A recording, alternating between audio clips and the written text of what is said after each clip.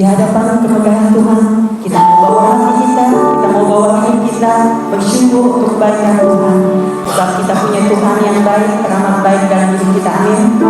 Di hadapan kemegahan Tuhan.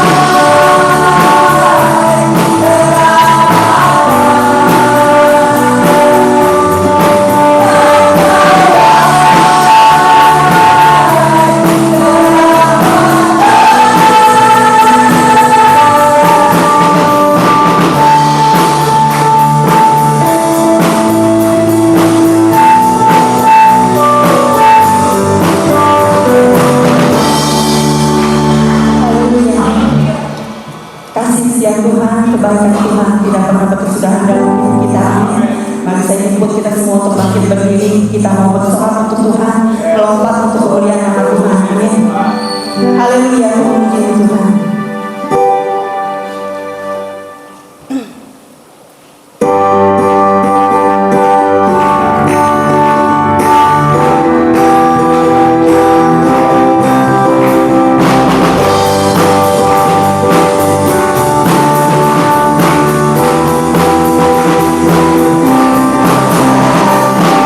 Yeah.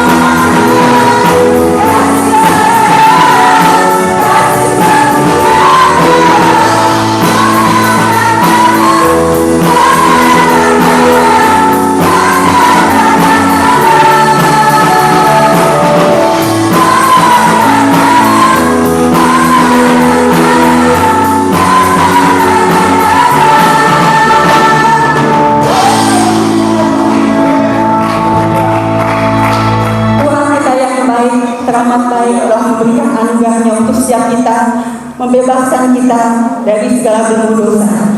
Kita menyanyikan satu pujian, anugerah membebaskanku.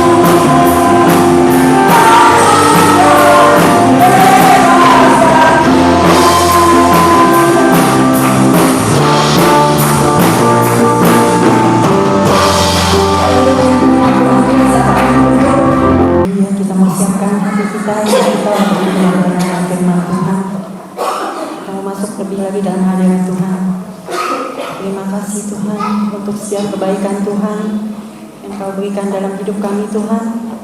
Kami mau melupakan semua yang terjadi di belakang kami.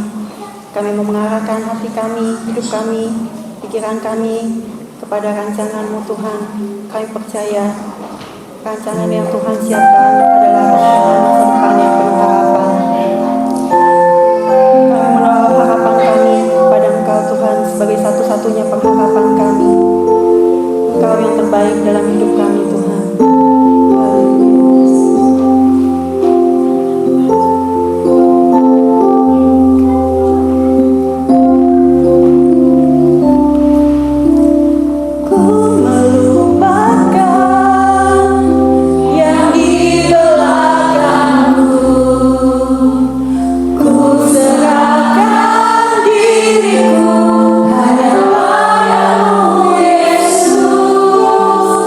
Yeah.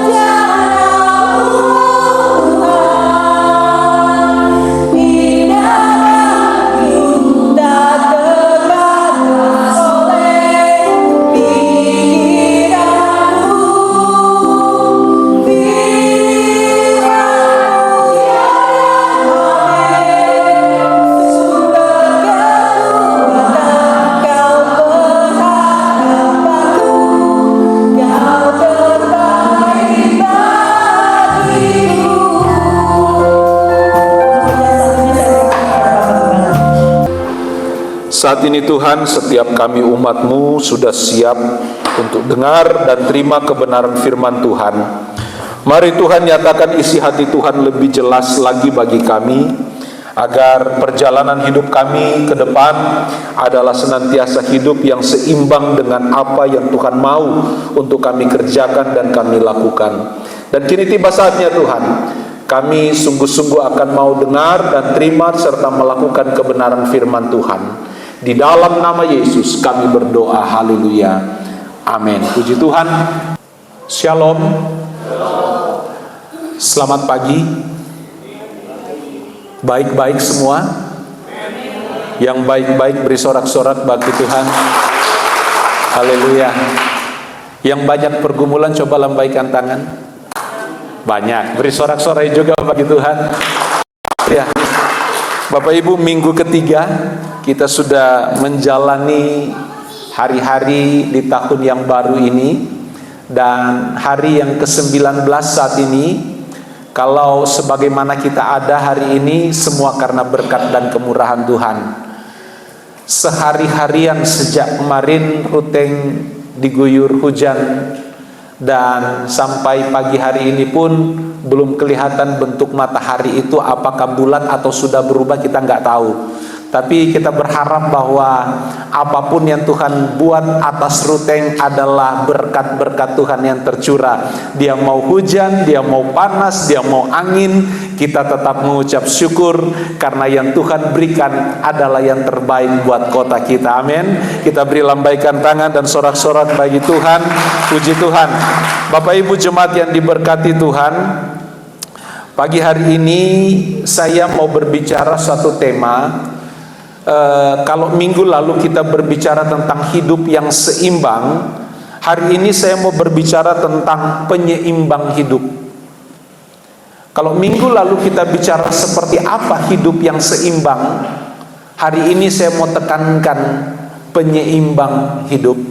Bapak Ibu, setiap kita yang bergelut di dunia pekerjaan, setiap kita ini bekerja, amin. Berbicara tentang dunia kerja, saya mengawali ini sebelum saya masuk kepada apa yang ingin saya sampaikan. Sudah lama saya mendengar suatu pernyataan begini, Om, saya tuh kadang-kadang ada di titik jenuh, bekerja dari hari ke sehari. Kadang juga itu titik jenuh, titik capek itu ada. Siapa yang pernah ngalami? Ya, kita semua pernah ngalami. Bahkan saya sendiri secara pribadi pun pernah, bahkan kerap kali ada di titik jenuh seperti itu. Karena rutinitas kita dari pagi sampai pagi, bangun pagi itu terus. Aktivitas kita dari hari ke sehari, minggu ke minggu, bulan ke bulan, tahun ke tahun, begitu. Sehingga kadang-kadang muncul titik capek. Kadang-kadang muncul titik jenuh. Kadang-kadang muncul kepikiran, kapan ini berakhir? Kapan saya mau menjalani hidup yang tanpa beban? Kapan saya mau menjalani hidup yang tanpa rutinitas seperti ini? Kadang muncul seperti itu. Benar apa benar? Ya, ini fakta Bapak Ibu. Kita semua pernah ada dalam titik itu. Kita semua pernah melalui fase apa yang kita alami, seakan-akan berputar sedemikian dari hari ke sehari, minggu ke minggu, bulan ke bulan, tahun demi tahun. Belum lagi kalau kita persoalkan dari segala aktivitas kita, apa yang kita mau capai. Nah itu lebih banyak lagi persoalan di dalam itu. Tapi Bapak Ibu jemaat yang diberkati Tuhan, ada satu pertanyaan yang ingin saya munculkan buat kita pikirkan dan renungkan hari ini. Pertanyaan ini seperti ini.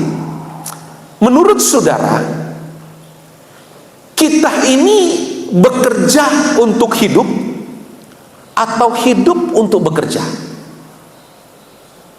Nah, lo jangan dulu cepat-cepat jawab, pikir dulu baik-baik. Pikir dulu baik-baik sebelum saudara melontarkan jawaban di dalam hati saudara. Jadi ada dua hal di sini. Coba saya mau tahu kelompok mana yang setuju dan sepakat bekerja untuk hidup. Coba angkat tangan. 1, 2, cuma 2, 3, 4. Kenapa yang lain ragu-ragu antara mau angkat dan tidak? Bekerja untuk hidup. Siapa yang punya moto seperti ini? Bekerja untuk hidup. Ya. Berarti yang sisanya sepakat hidup untuk bekerja. Amin. Coba yang hidup untuk bekerja. Mana? Yang lain nggak angkat tangannya apa? Bingung mau jawab yang mana.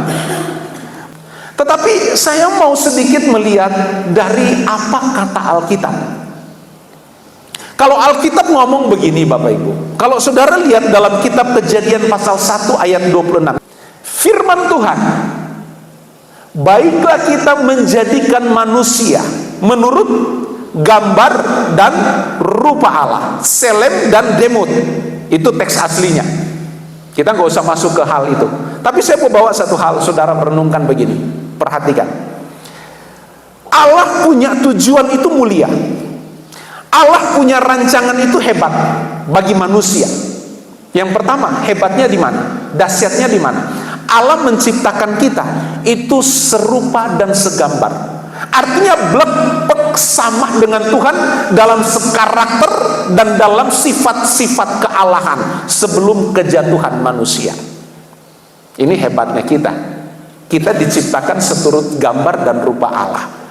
Artinya bahwa hikmat Allah, kuasa Allah menyertai kehidupan Adam dan Hawa saat itu. Dan ini sebelum kejatuhan manusia. Saudara lihat dulu, karya Tuhan bagi kita itu hebat, dahsyat. Artinya apa? Tuhan pada awal mulanya menciptakan manusia tidak untuk dirancang binasa. Amin. Tidak untuk kita binasa. Tidak untuk kita dihukum, tidak untuk kita menikmati hal-hal yang buruk dalam kehidupan kita.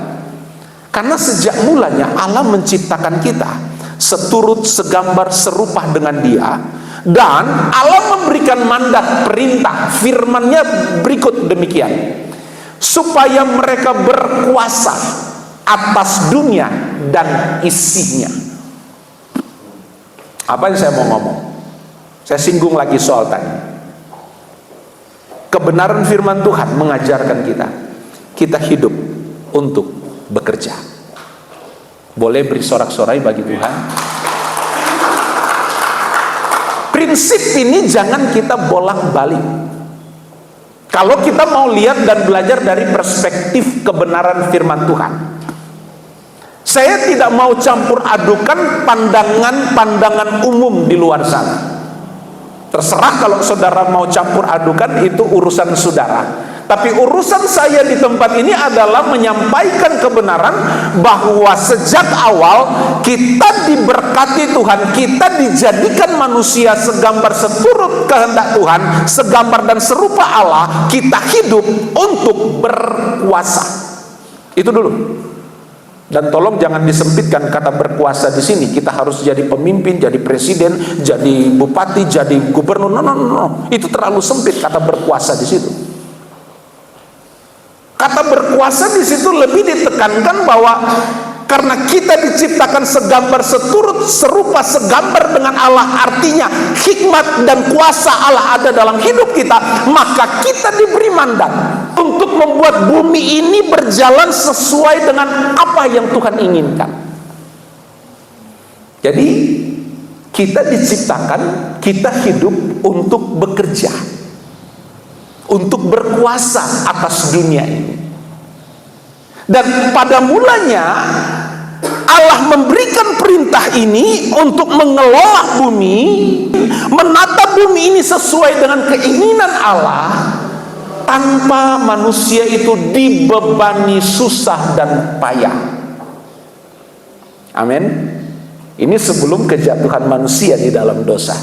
Tapi singkat cerita, apa jadinya setelah kejatuhan? Mandat ini belum berubah. Firman ini belum direvisi oleh Tuhan. Bagi manusia masih tetap diberikan beban dan tugas untuk menguasai bumi, mengelola bumi ini.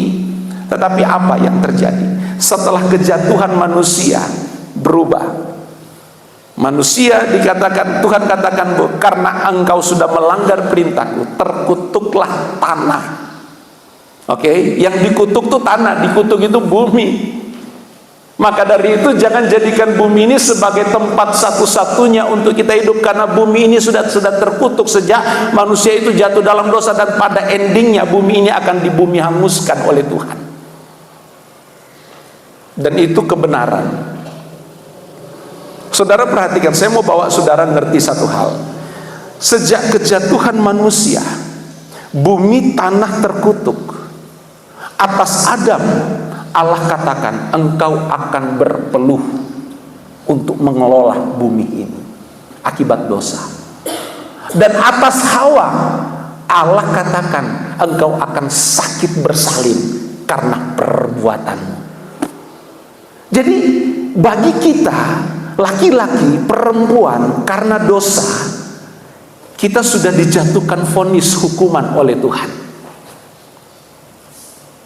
Dan hukuman Allah itu berujung maut, karena manusia dengan Allah sudah putus hubungan waktu itu. Tetapi semua akhirnya terpulihkan sejak Yesus datang ke dunia, penebus. Dia yang menebus kita, Dia yang memerdekakan kita, Dia yang kembali memulihkan hubungan kita dengan Bapa di sorga. Nah, saya mau bawa saudara lihat ini. Saya katakan tadi bahwa kejatuhan manusia mengubah ketetapan Tuhan, mengubah rencana Allah. Yang pada mulanya manusia itu diberikan mandat, diberikan tugas untuk menguasai, mengelola, menata dunia ini tanpa dibebani oleh pergumulan-pergumulan yang kita hadapi hari-hari ini, tanpa dibebani dengan berpeluh. Awal mulanya seperti itu. Tapi akibat dosa, saudara perhatikan, akibat dosa kita bekerja menguasai bumi ini, mengelola bumi ini dengan peluh, artinya dengan bersusah payah. Dengan bersusah payah, dengan berkeringat, dengan banting tulang, dengan tenaga, dan dibebani dengan segala beban-beban hidup yang lain. Itu pertama. Dan yang kedua, tujuannya berubah. Yang tadinya waktu sebelum kejatuhan Allah memberikan mandat bahwa manusia, hai Adam, hai Hawa, kelola bumi ini untuk hormat kemuliaan bagi nama Tuhan. Tapi apa jadinya ketika kejatuhan manusia dalam dosa? Fokusnya berubah. Fokusnya manusia mengelola bumi tidak lagi untuk menyenangkan Tuhan, tapi untuk memenuhi kebutuhan, keperluan pribadi, lepas pribadi, karena harus bertahan hidup. Bapak Ibu jemaat yang diberkati Tuhan. Nah, fokus yang berubah inilah yang sadar atau tidak terkadang muncul dalam hidup kita tanpa kita sadar.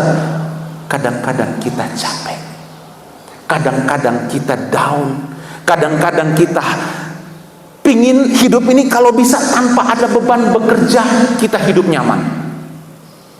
Kalau boleh Tuhan tanpa bekerja, saya bisa hidup enak. Bapak Ibu, ini semua muncul karena dosa yang menguasai dunia, yang menguasai hidup kita. Bapak Ibu, apa jadinya kalau kehidupan kita seperti ini terus? Apa jadinya kehidupan kita kalau berjalan seperti itu? Artinya saya mau katakan, kalau hidup kita dalam segala aktivitas kita, baik saudara yang bekerja, saya yang melayani, semua kita dibebani tugas dan pekerjaan masing-masing dari Tuhan. Bapak Ibu, kalau kita tidak memiliki fokus yang benar, maka keseimbangan hidup kita dalam menjalankan aktivitas kita tidak ada. Tidak ada.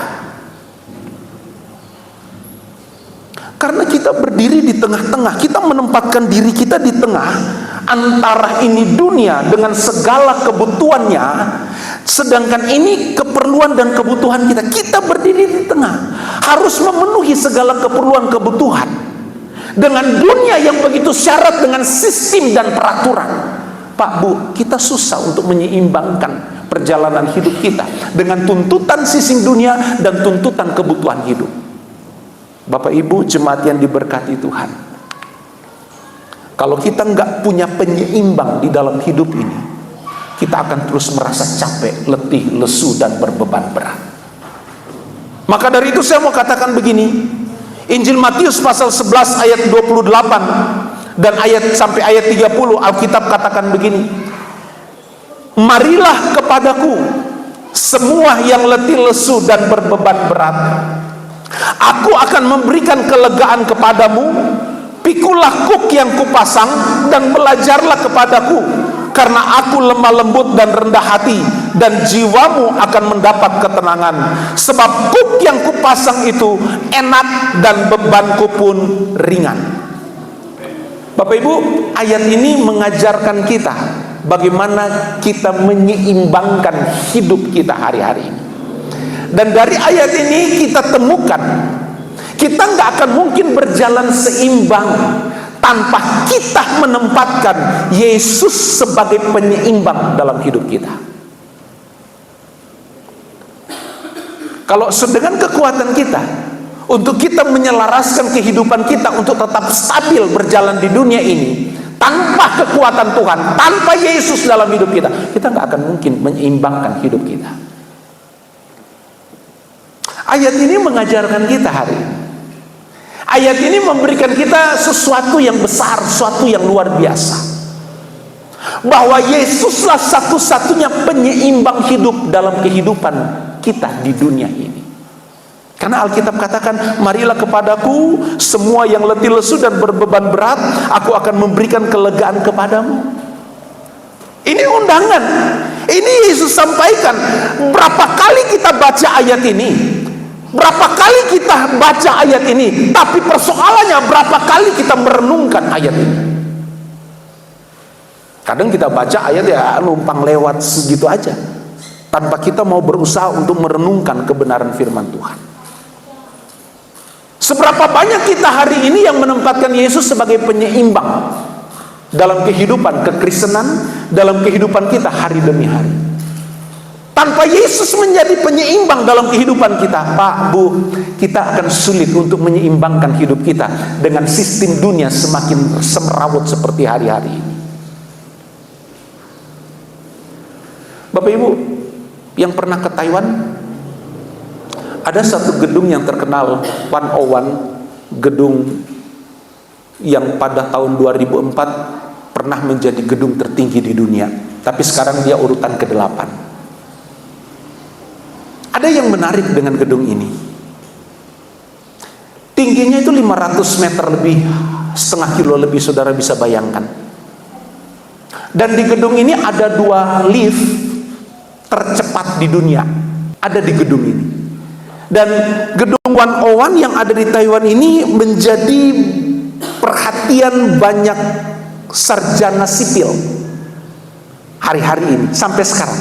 Kenapa? Bukan saja karena gedung ini tinggi dan unik bentuknya, tapi ada sesuatu yang menarik, sesuatu yang hebat dalam gedung ini bagi para sarjana-sarjana sipil. Mau dari seluruh dunia mereka belajar di situ. Saudara tahu nggak?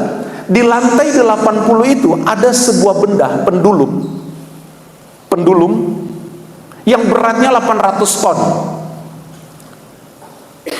Itu bola besar raksasa yang seberat itu ada di hampir puncak dari gedung itu. Gunanya apa? Gunanya untuk menyeimbangkan gedung itu ketika goncangan atau gempa bumi terjadi. Kita orang yang awam ini berpikir begini, saya berpikir begini sebelum saya baca tentang struktur dari gedung ini yang ada di Taiwan ini. Saya yang bodoh yang nggak ngerti tentang struktur bangunan ini berpikir begini, gedung akan semakin kuat kalau kita tanam paku bumi sebanyak mungkin dan sekokoh mungkin di dalam tanah. Kita berpikir gedung semakin kuat, semakin tinggi kita buat no problem. Tapi ternyata itu bermasalah ketika terjadi goncangan. Ternyata itu rentan, berbahaya terhadap sebuah gedung yang semakin tinggi, tapi tidak punya keseimbangan di dalam gedung itu. Nah, gedung yang ada di Taiwan ini sampai hari ini berdiri kokoh karena ada pendulum yang 800 ton itu yang menyeimbangkan. Ketika terjadi gempa, gedung ini miring kiri, pendulum itu akan menyeimbangkan untuk dia berat ke kanan. Semakin gedung itu bergoyang, bergoncang karena gempa bumi, pendulum akan mampu menyeimbangkan ke kiri, ke kanan, ke depan, ke belakang. Bapak Ibu, kita belajar yuk. Tanpa ada Yesus sebagai pendulum dalam hidup kita, kita mau andalkan kekuatan, kita pasti roboh. Kita pasti hancur. Kita pasti tidak bisa menghadapi tekanan dunia hari-hari ini. Tapi kalau Yesus sebagai penyeimbang dalam hidup kita, Yesus katakan, marilah kepadaku, hai semua yang letih lesu dan berbeban berat. Aku akan memberikan kelegaan kepadamu.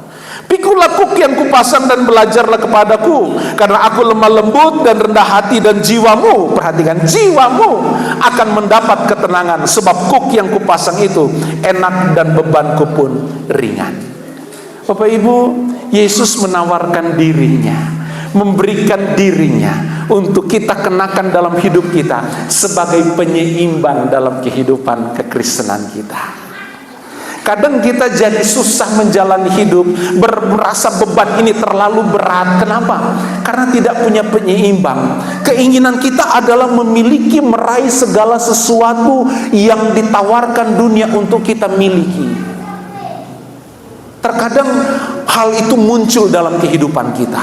Kita pingin segala sesuatu untuk kita miliki, kita raih dengan alasan kalau itu semua dapat saya raih, dapat saya miliki, maka hidupku akan seimbang. Tidak ada jaminan seperti itu. Karena manusia di dalam dirinya ada suatu ruang yang mana ruangan itu tidak bisa diisi dengan apapun. Dalam ruang batin manusia ada suatu ruangan di mana segala harta dunia, kemewahan dunia, keinginan mata, keinginan daging engkau masukkan dan isi dalam ruangan itu, tidak akan pernah memuaskan manusia. Karena itu ruangan itu hanya dikhususkan untuk Tuhan yang bertakhta di situ. Dan kalau Tuhan yang ada di situ, Yesus kita tempatkan di situ, maka saya percaya Roh Kudus pun akan ada di situ. Dan kalau saudara perhatikan buah-buah roh, yang terakhir salah satunya adalah supaya kita punya penguasaan diri. Tanpa penguasaan diri, perjalanan hidup kita akan terus dibebani, dan terus dibebani. Bapak Ibu, kita sedikit mau lihat kebenaran firman Tuhan. Kata marilah kepadaku dalam ayat ini. Ayat ini ada satu hal yang luar biasa, bahwa kata marilah kepadaku ini mengandung suatu makna begini Bapak Ibu. Orang yang benar-benar mengerti Kristus akan respon tentang ajakan ini. Orang yang benar-benar mau menempatkan Yesus sebagai penyeimbang dalam hidupnya akan meresponi ajakan Tuhan. Marilah kepadaku. Karena tawaran ini diberlakukan buat kita. Mau nggak kita meresponi ini? Kata marilah kepadaku ini ada suatu ajakan, suatu undangan yang punya penekanan sangat kuat. Artinya Yesus ingin responi undangan ini. Karena ketika kita tidak meresponi undangan ini, atau tidak mau masuk dalam rancangan Tuhan, tidak mau menempatkan Yesus sebagai penyeimbang dalam hidup kita, kita akan terus hidup dalam keterbebanan yang begitu besar. Karena Yesus katakan, kalau kita responi ayat ini, undangan ini, Yesus katakan, aku akan memberikan kelegaan kepadamu. Bapak Ibu jemaat yang diberkati, kalau kita lanjut ayat ini berkata, bagi mereka yang letih lesu. Kata letih lesu di sini juga mengandung suatu muatan begini Bapak Ibu, bahwa kita manusia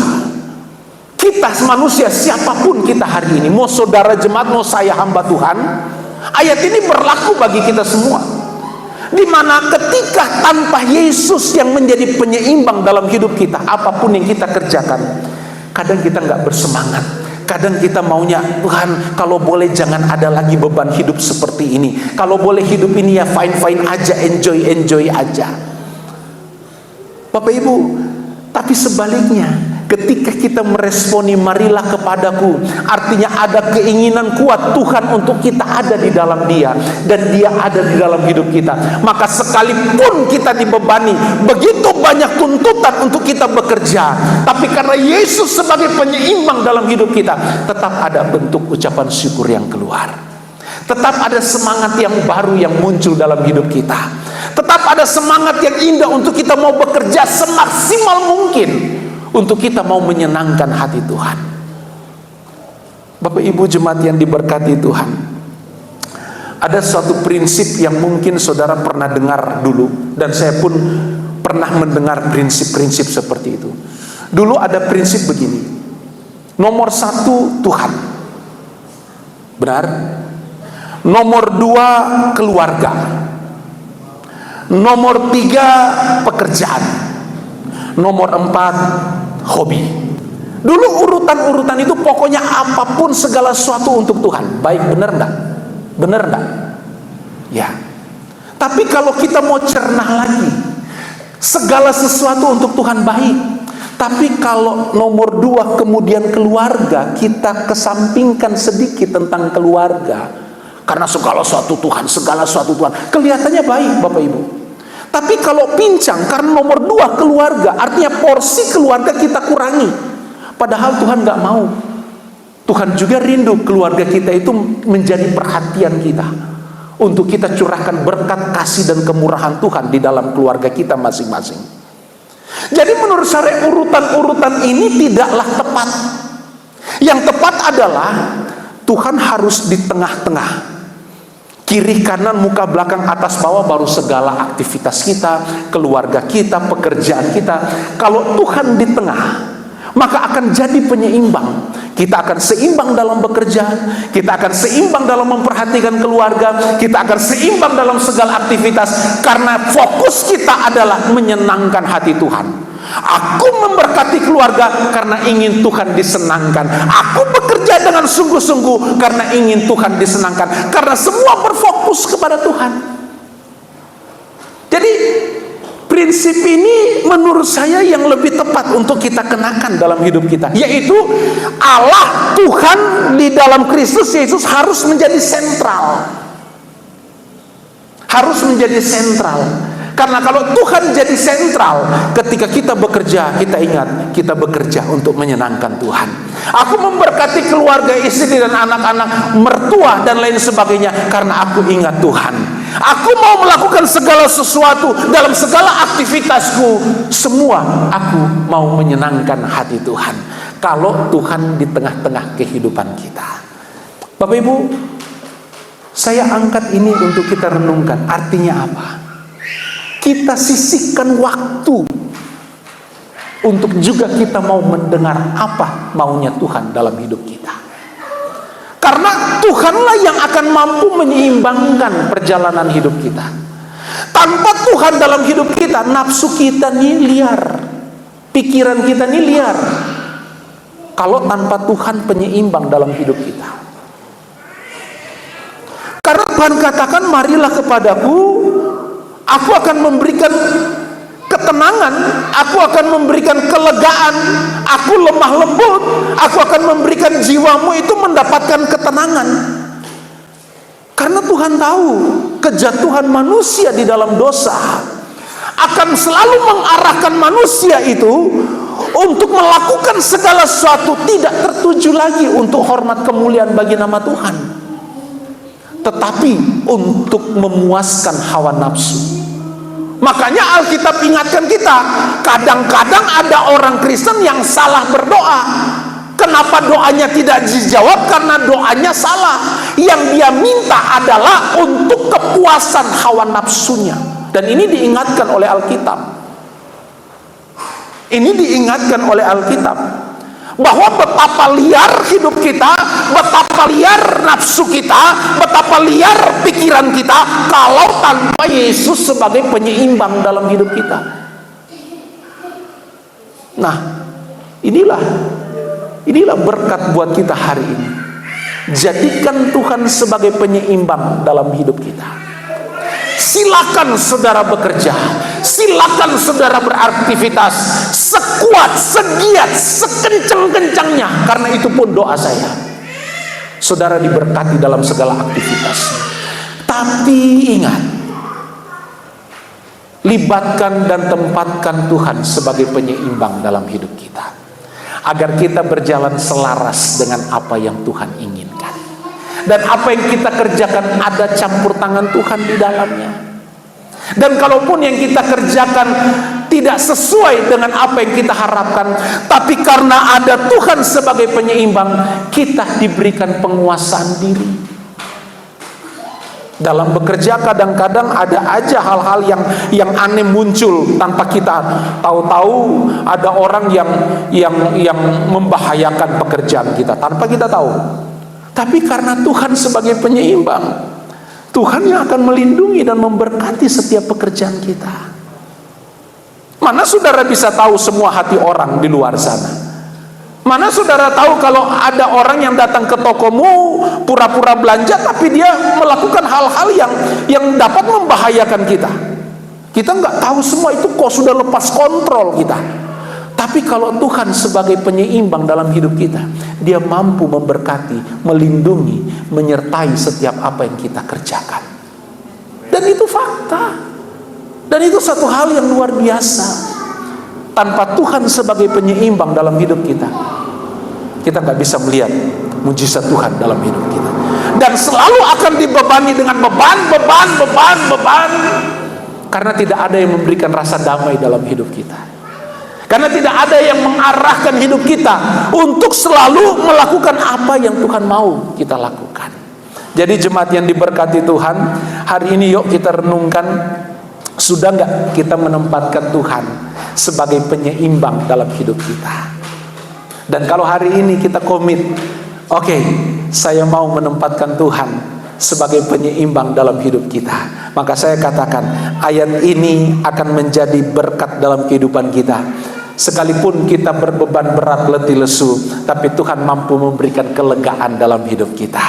Dan kalau berjalan bersama Tuhan, Tuhan yang mendampingi hidup kita, Tuhan yang ada dalam hidup kita, saya katakan sekalipun beban itu besar, tapi Tuhan yang akan mengarahkan dan buat langkah kita mencapai tujuan yang kita rindukan bersama.